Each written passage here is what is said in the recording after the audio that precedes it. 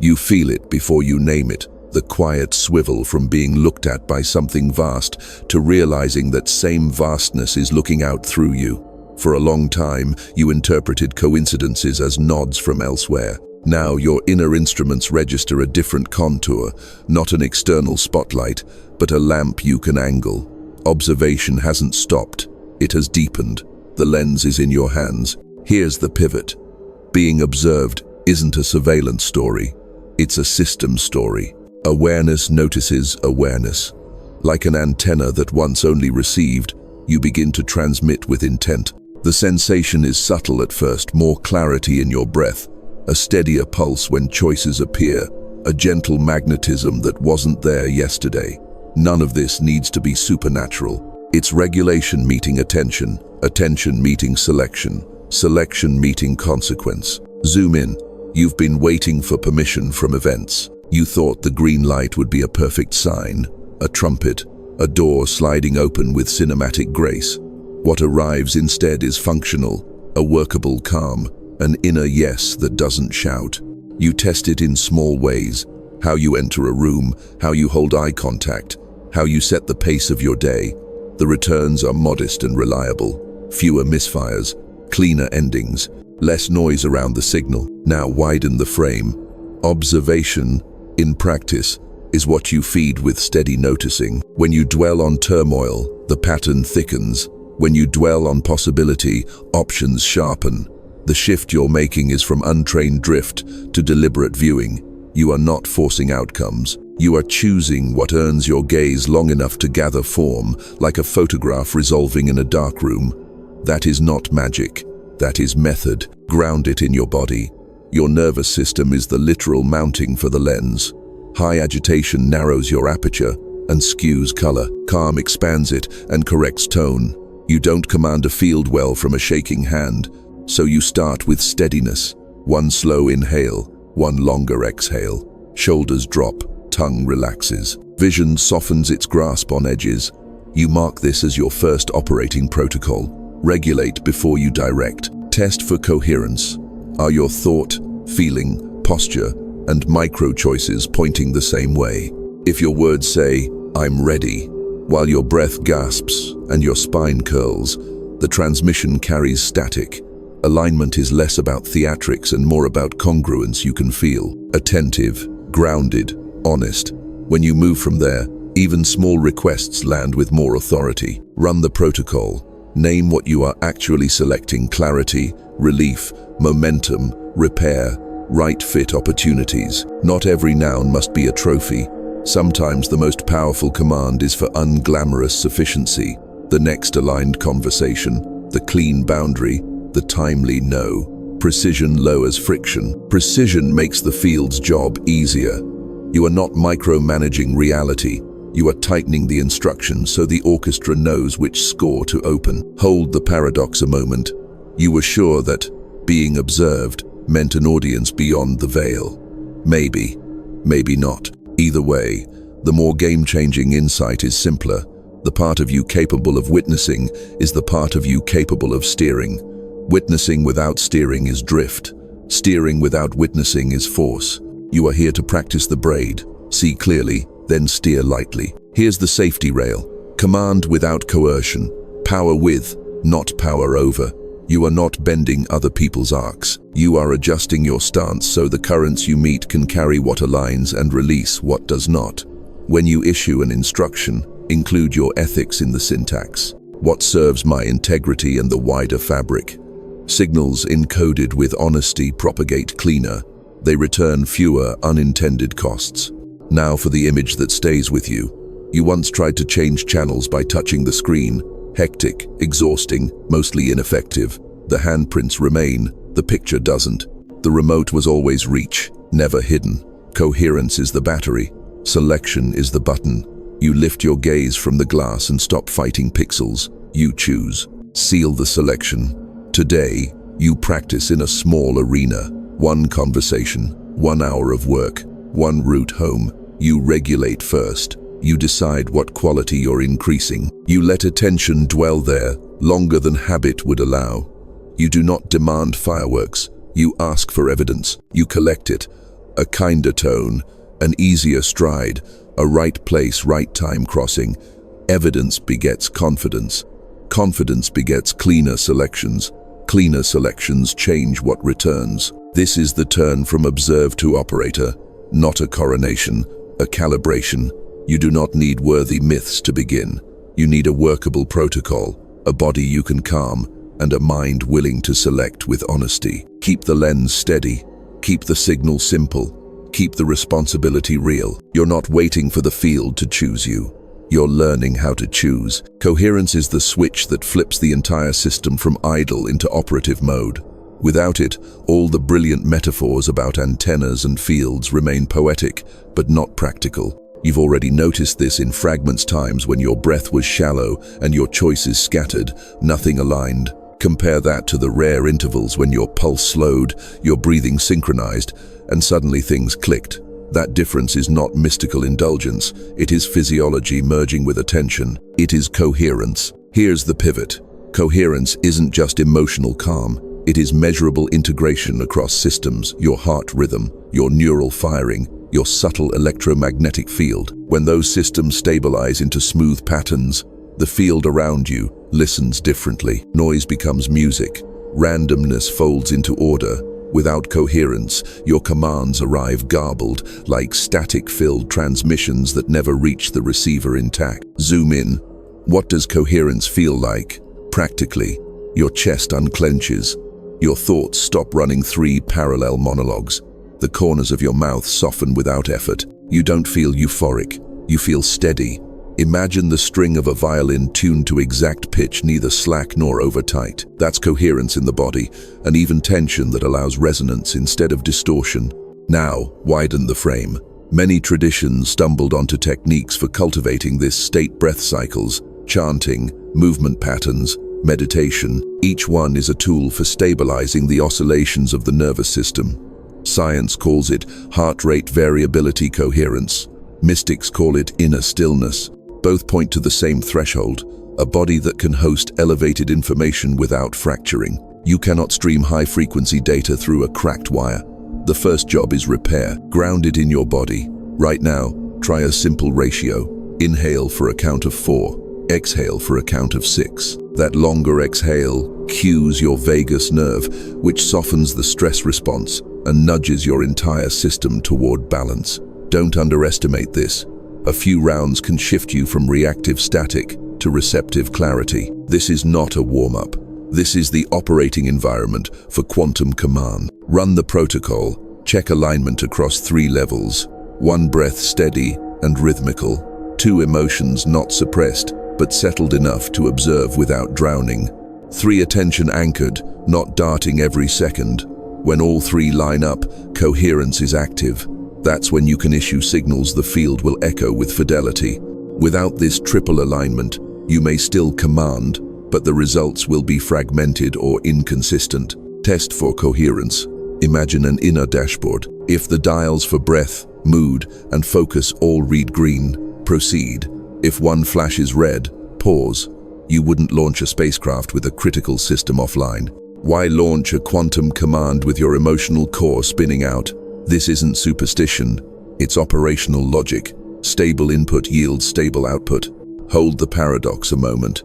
Coherence doesn't mean you avoid challenge or conflict.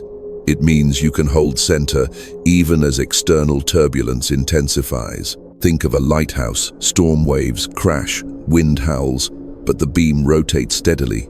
The coherence is not fragile serenity. It is resilient stability. This kind of steadiness lets you face life without diluting your signal. Seal the selection. Once coherence is stabilized, the field becomes responsive in real time. You may notice conversations shift tone, obstacles ease, or opportunities surface that weren't visible minutes before.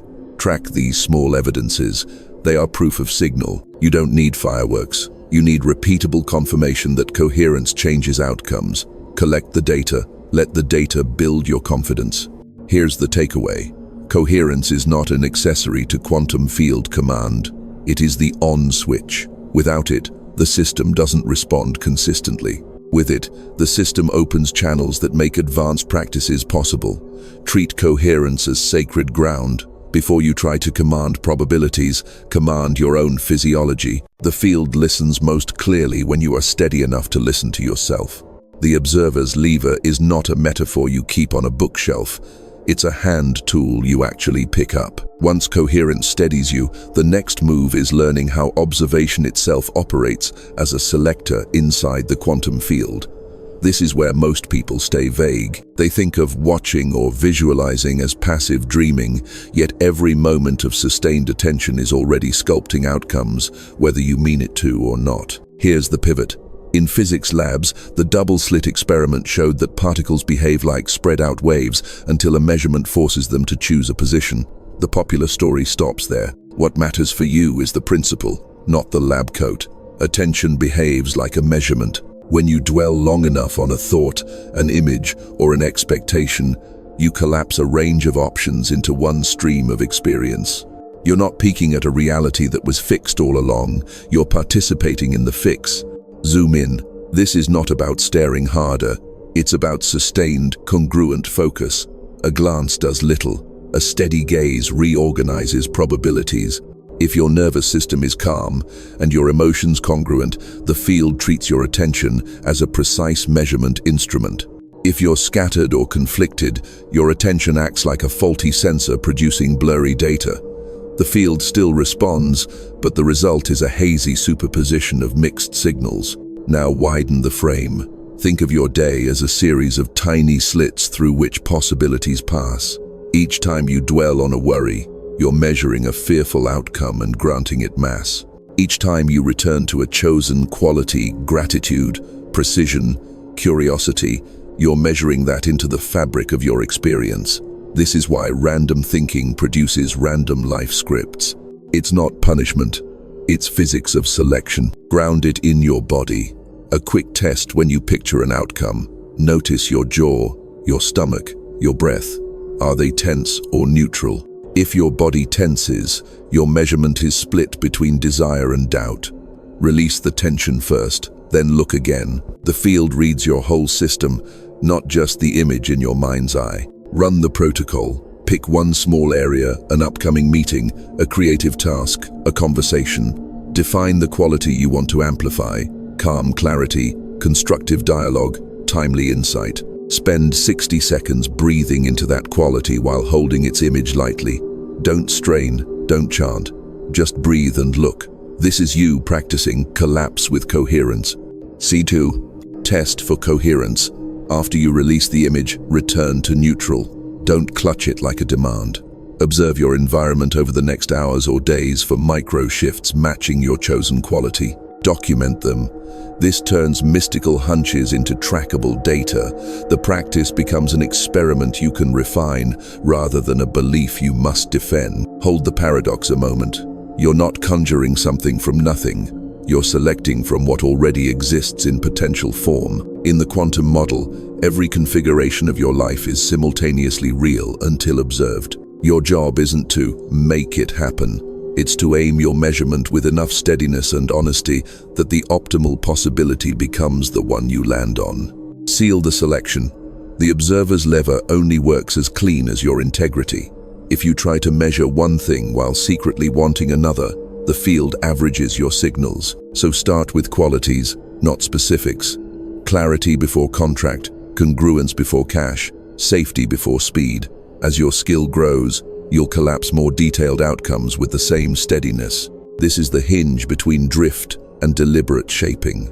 When you know how your observation collapses possibilities, you stop treating attention as a disposable commodity and start wielding it like the steering wheel it is. You're not forcing outcomes, you're practicing accurate measurement, and the more accurate your measurement, the cleaner your reality becomes. Signal architecture is the part most people skip because it sounds unromantic. Yet without it, your commands scatter. You can have the finest lever of observation, but if the signal is scrambled, contradictory thoughts, half-hearted emotions, postures that whisper doubt, the field receives static. Think of a radio station trying to broadcast jazz, gospel, and talk radio on the same frequency at once. The result isn't harmony, it's noise. Here's the pivot. Reality is always listening, but it responds to clarity. A field doesn't pass excuses or intentions buried under layers. It echoes what you actually broadcast. That means your thought loops, emotional currents, body language, and micro-choices must eventually line up to send one clear wave. When they do, the field behaves like a mirror, polished, clean, reflecting crisp and recognizable patterns. Zoom in. Misalignment looks ordinary. You declare abundance but grip your wallet in fear. You claim readiness but procrastinate with small diversions. You visualize love but roll your eyes at kindness offered today. These mixed frequencies cancel each other like two sound waves interfering until silence replaces music. You think you're transmitting, but the net broadcast is zero. Now widen the frame. Laser light is just ordinary light, disciplined into coherence. Photons aligned in phase produce a beam strong enough to cut steel. Your mind, emotions, and posture are photons waiting for phase alignment. Alone, they're weak and diffuse. In alignment, they're surgical. They can carve new grooves in the probability fabric of your life. Ground it in your body. Posture matters. A hunched spine tells your nervous system you're shielding from attack. Shoulders open tell your system you're safe enough to project. Words alone cannot override a contracted body. Start with stance. Feet flat, chest open, breath steady. This is architecture at the most primal level. Body signal preceding field signal. Run the protocol. Before any command, perform a cross-check. 1 thought. Is the statement clear? 2 emotion. Does it feel congruent, not forced? 3 posture. Does your body reinforce or contradict? 4 action. What small move will embody this signal in the next hour? If any element rings false, don't transmit yet. Adjust until they line up. Test for coherence. Try issuing a micro command like, clarity in my work today. Then act congruently. Clear desk, single task, full breath. Notice how the day arranges itself with fewer interruptions. That is not luck, that is broadcast alignment. Track these results so you trust the architecture, not just the idea of it. Hold the paradox a moment. Discipline is freedom here. It seems restrictive to insist on alignment before command. Yet this restriction liberates energy. When every part of you carries the same note, you no longer leak power into inner conflicts. The paradox is that less noise equals more reach. Seal the selection. Make alignment a ritual, not a chore. A minute of cross-check before sleep, before work, before conversation. Over time, this becomes second nature. You'll stop wasting effort, broadcasting confusion, and start transmitting clarity that cuts through like a laser. And when the signal is that clean, the field doesn't need to strain to interpret, it simply answers. This is architecture as spiritual engineering.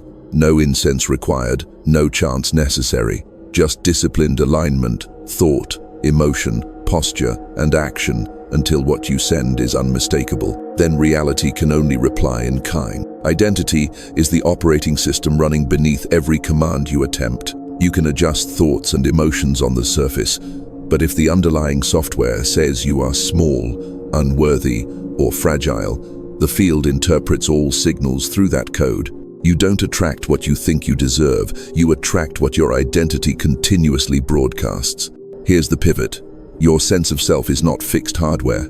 It's software written through years of repeated thought loops, emotional responses, and chosen behaviors. If those loops carry outdated assumptions, scarcity, fear, futility, then you're issuing commands from a corrupted system. The field echoes those bugs faithfully. Updating the software is not optional, it's essential. Zoom in. Think of identity like a bundle of programs. Some serve you. Resilience. EX, curiosity. EX, others. Drag. Victim. DL, doubt. Cis. Most were installed unconsciously by parents, teachers, culture. They keep running until you notice the lag and deliberately uninstall them. Without that upgrade, no amount of affirmations can override the baseline code. Now widen the frame. Every coherent field command requires a congruent operator. If your identity whispers, "I can't sustain success," then every broadcast of abundance collapses back into sabotage. The bug is not in the field, it's in the sender. Updating identity software is not about pretending to be someone else. It's about debugging the system. until your self-concept aligns with your authentic potential. Ground it in your body. Notice when an intention creates tension. You say, "I am safe," and feel a knot in your gut. That knot is legacy code still running. Don't override it with louder declarations. Acknowledge it. This is the system flagging an old program. Release it gradually through breath, movement, journaling, or whatever method lets your nervous system loosen its grip. Then install the new script with repetition until your body accepts it as true. Run the protocol, a simple 3-step rewrite. 1. Catch the outdated loop. For example, "I never follow through." 2. Interrupt with awareness. "That's old code, not me now." 3. Replace with an authentic alternative that feels achievable. "I practice follow-through in small ways daily." The field doesn't require perfection. It requires congruence. Test for coherence. Watch how the world mirrors your updates. After uninstalling unworthy, notice when opportunities arise that you previously dismissed.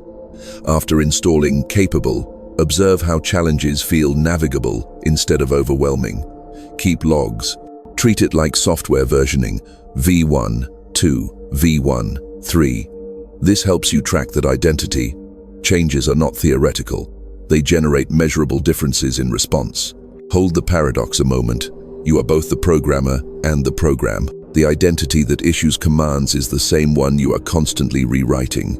That means you're never done. Updates are perpetual, but unlike tech upgrades that feel forced, these rewrites increase freedom. Each uninstall frees bandwidth for higher commands. Seal the selection. Create rituals that reinforce the upgraded identity. It might be a morning phrase you say while your spine lengthens.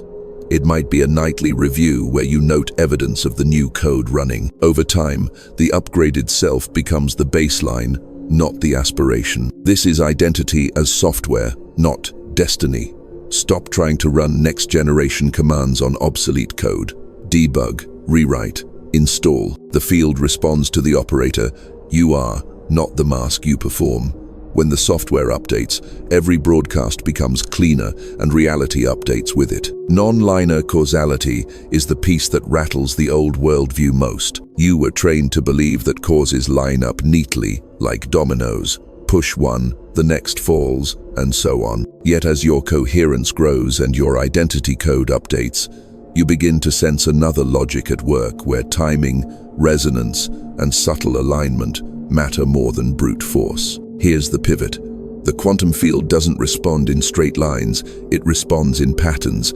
Outcomes don't just follow actions, they synchronize with the quality and timing of your signal. You can grind for months and get nothing, then soften into coherence for 5 minutes and watch doors open.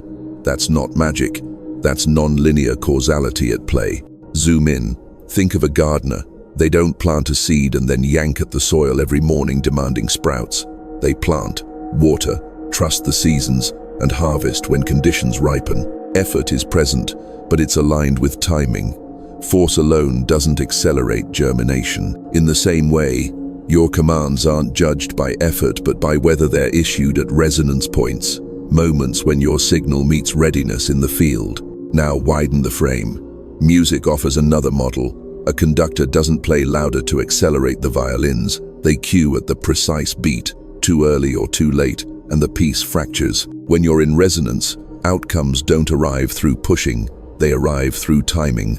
Life starts to feel orchestrated rather than battled. Ground it in your body. Notice the difference between pushing and aligning. Pushing feels like clenching your jaw, demanding outcomes now. Aligning feels like soft alertness, ready to act when the opening appears. Your nervous system can sense this. In pushing mode, adrenaline spikes. In aligning mode, parasympathetic steadiness holds the ground. This bodily cue is your timing compass.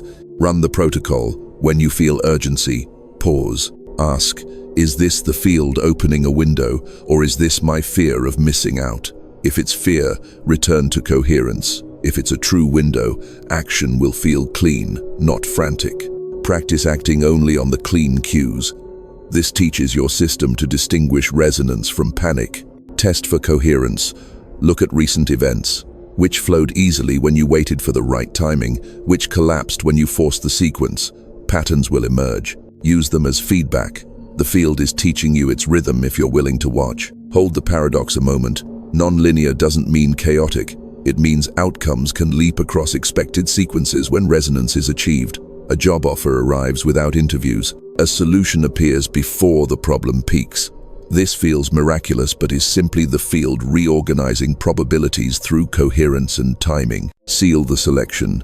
Adopt patience as a discipline, not passivity. Patience here means trusting the intelligence of timing without withdrawing your intention. You keep your signal clear, you water the soil, you stay attentive. When the opening comes, you move decisively. This rhythm signal, patience, decisive action becomes your choreography with the field. Nonlinear causality reframes everything. You're no longer hammering at reality with cause and effect tools. You're learning to sense currents, ride timing, and trust that less effort applied at resonance reorganizes far more than constant force. This is how your commands stop being labor and start becoming symphonies. Wave and particle, two faces of the same reality. This is not just physics talk, it's a map for how you navigate possibility. Your wave nature is the field of infinite options you can sense, but not yet touch. Your particle nature is the concrete choice you collapse into lived experience. Most people stay locked in particle consciousness, solid, fixed, reactive. But quantum command requires you to learn the dance between both states. Here's the pivot. When you open into wave consciousness, you let your awareness spread across multiple possibilities without forcing a choice. You hold paradoxes without panic, entertain futures without grasping, float in suspension without demanding certainty. This isn't indecision, it's cultivated openness. When done coherently, it keeps more doors available longer. Then, when the timing clarifies, you collapse into particle consciousness deliberately, choosing the door that serves. Zoom in. Think of an artist sketching lightly before committing to ink. Wave consciousness is sketching broad strokes, multiple drafts. Particle consciousness is the ink finalizing one line so it defines the form. If you rush to ink too soon, you lock yourself into premature limitation. If you never ink at all, you drift in endless potential. The art requires both phases. Now widen the frame. Life rewards those who can sit in coherent superposition. That means you can hold several real options in your awareness without collapsing them just to relieve anxiety. For example, you might simultaneously hold the possibility of changing careers, deepening a relationship, and relocating to a new city. If you collapse too soon, you cut off paths that may ripen later.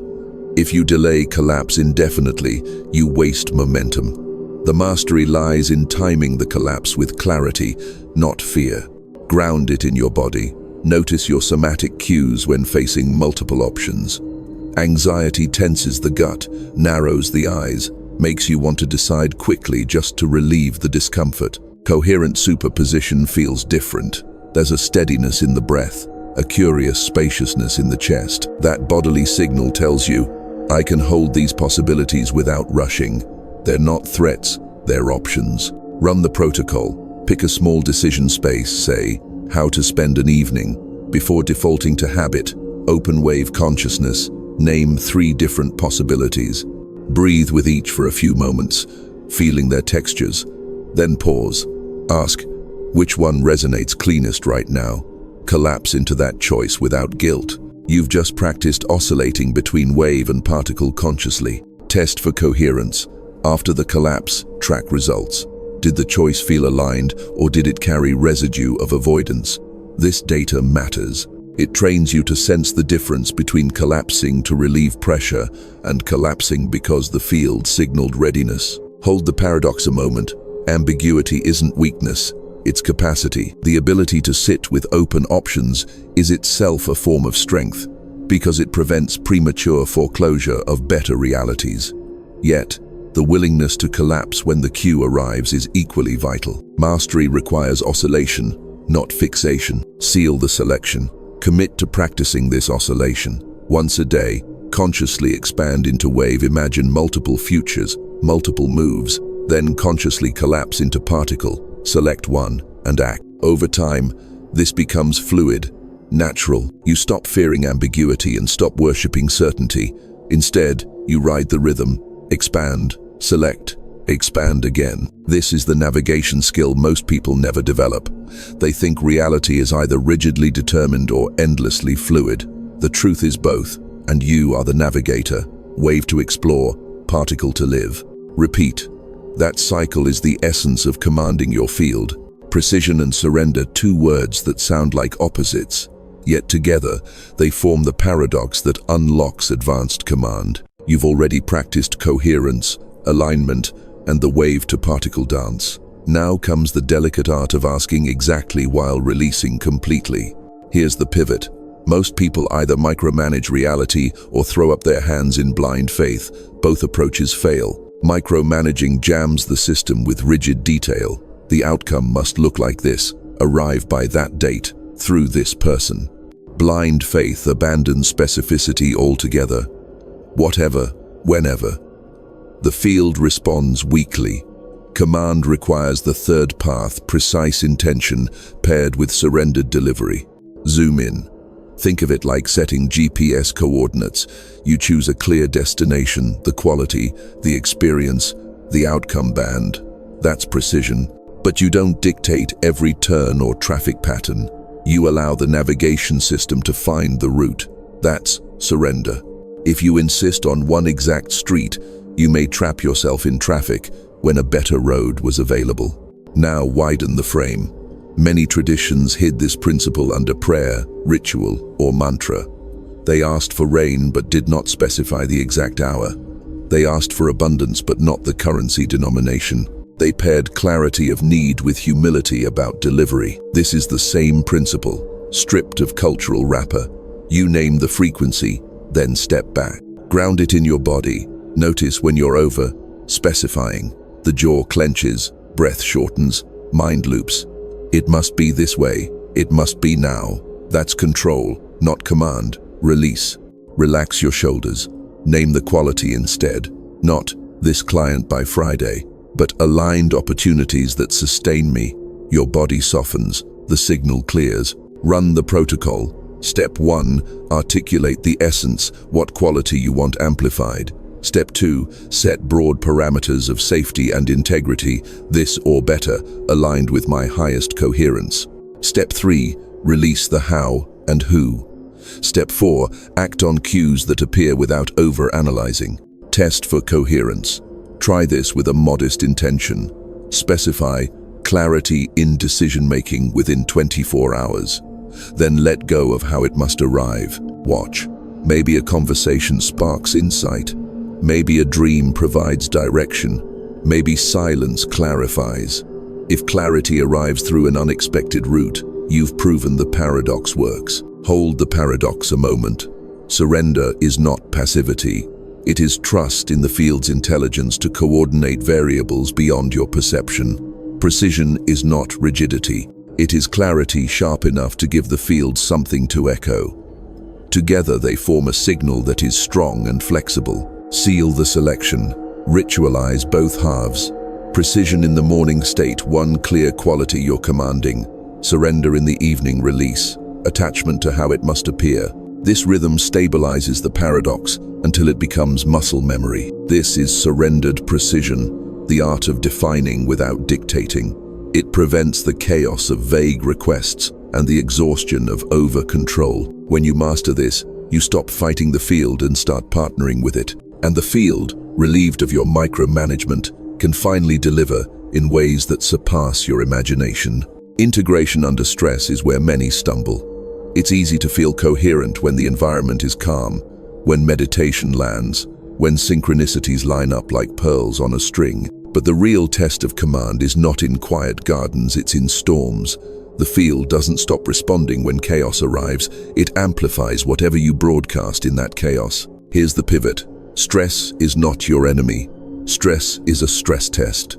It shows you whether your upgraded identity and signal architecture hold under pressure or whether they collapse back into the old code. The question isn't, will chaos come? The question is, how will you broadcast when it does? Zoom in. Imagine a lighthouse. Its worth isn't proven on sunny afternoons, but on nights when waves slam the rocks. In those moments, the light either cuts through or it doesn't. Your coherence works the same way. Storms reveal whether your practice has become embodied or whether it was only situational. Now widen the frame. Think of every breakdown as an unscheduled drill. Old programs will flare up, panic.exe, doubt.dll. The field reads these as signals just as much as your morning meditation. But here lies the opportunity. You can intercept the broadcast, pause, and reissue commands, even while the storm rages.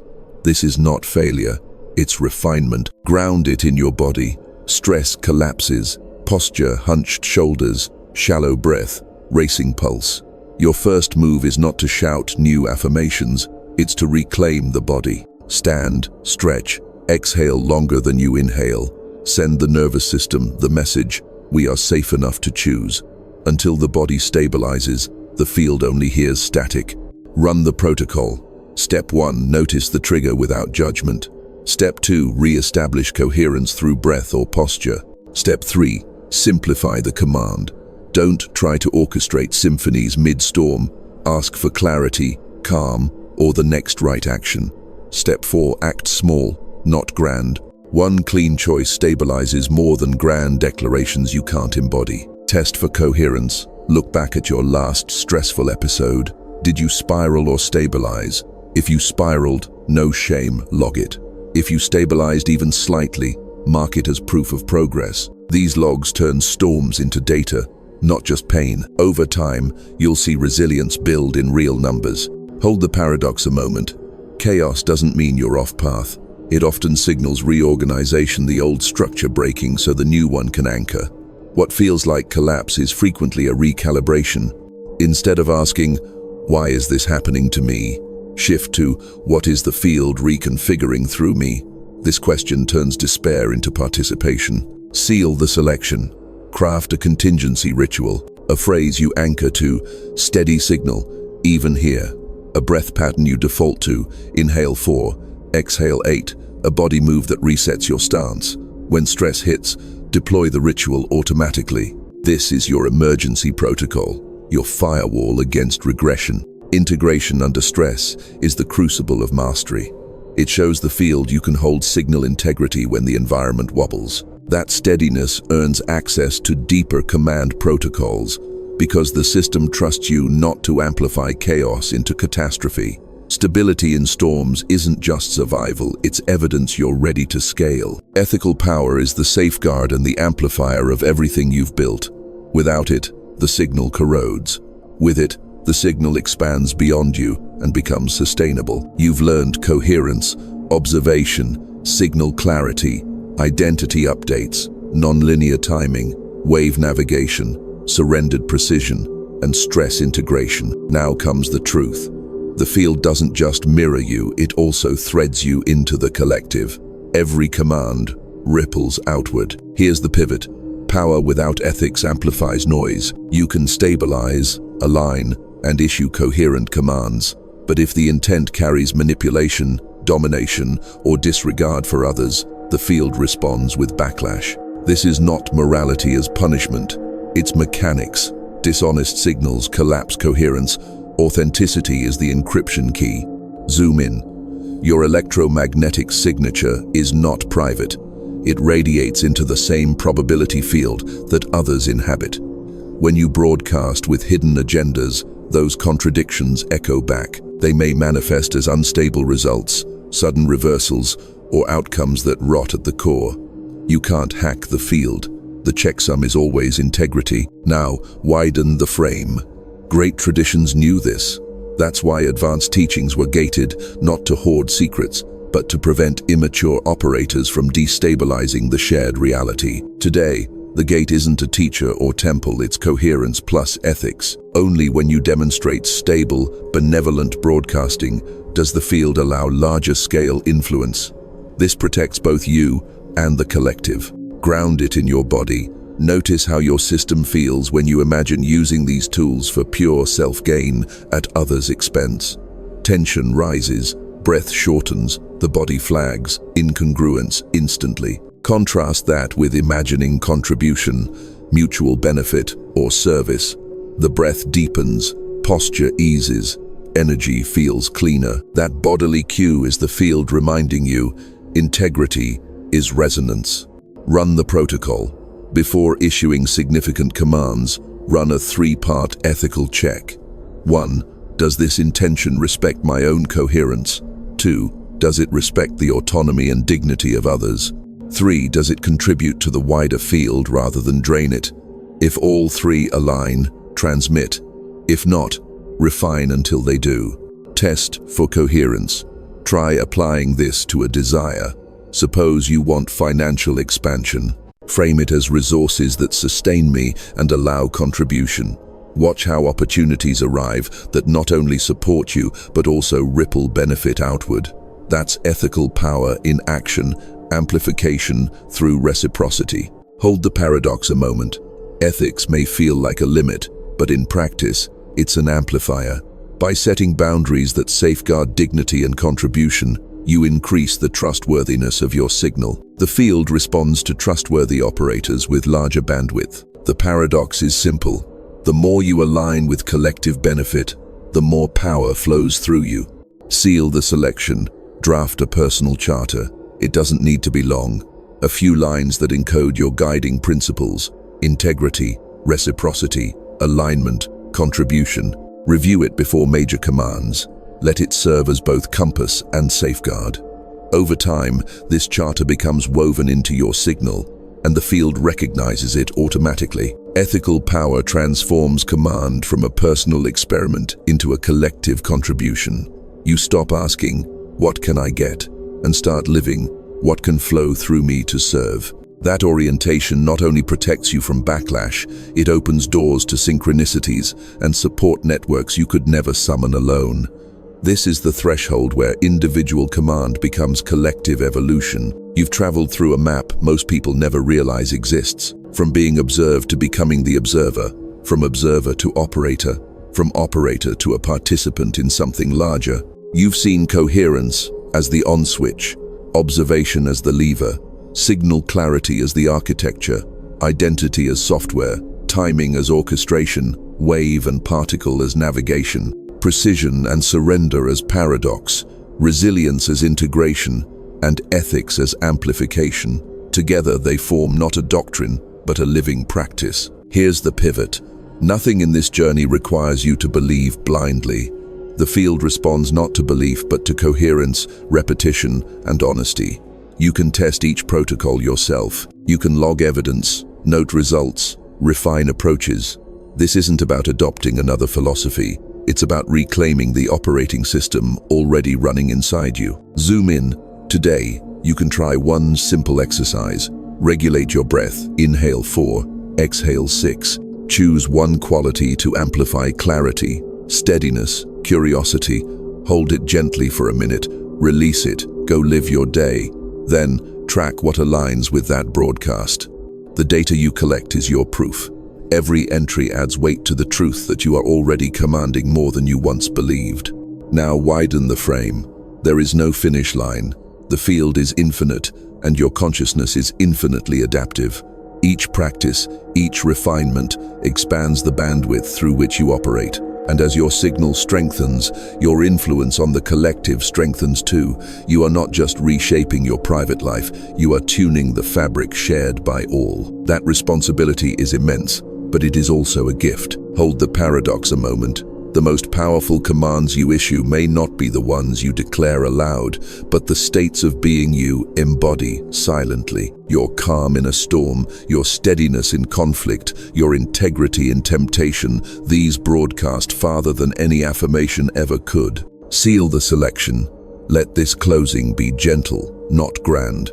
Recognize that even listening here has shifted your signature.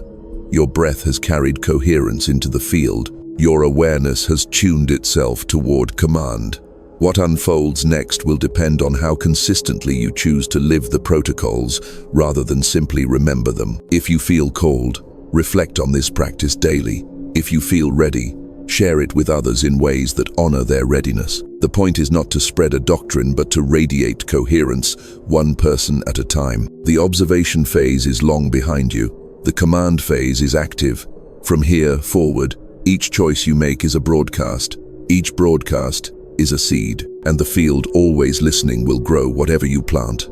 Plant wisely, plant steadily, plant with integrity.